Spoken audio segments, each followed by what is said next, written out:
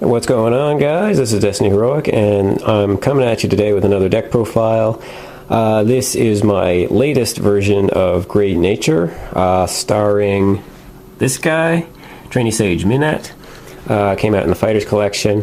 If anybody has watched my previous deck profile of Great Nature, you will notice that the body of the deck has changed virtually nothing.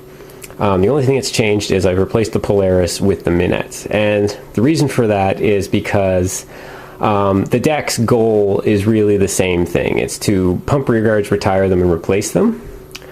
And where this is a Defender class deck, still we need to be able to replace the cards that we're losing on the field. So I'll just go over things quickly, starting with the star. Trainee Sage Minette. He has a non-limit break effect. When your rear guard is put into the drop zone, you unflip a damage. And you can couple that with his limit break, which is Counterblast 2 as an act, pump a rear guard by 4, and then at the end of the turn, draw a card and retire it.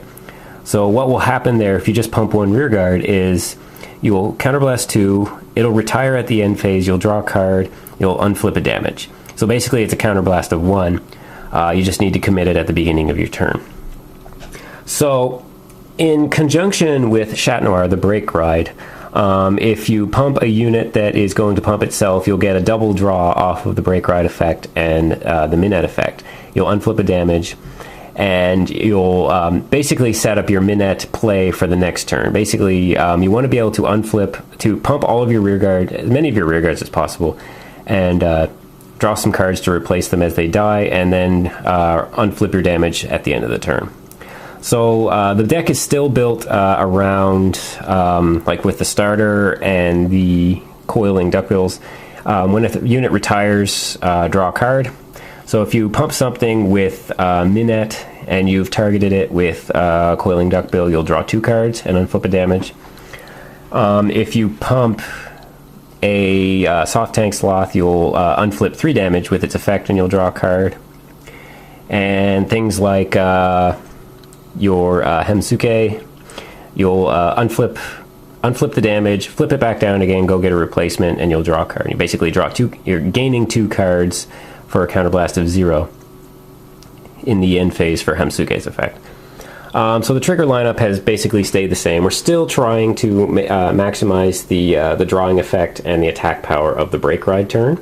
So 6 stands, 2 crits.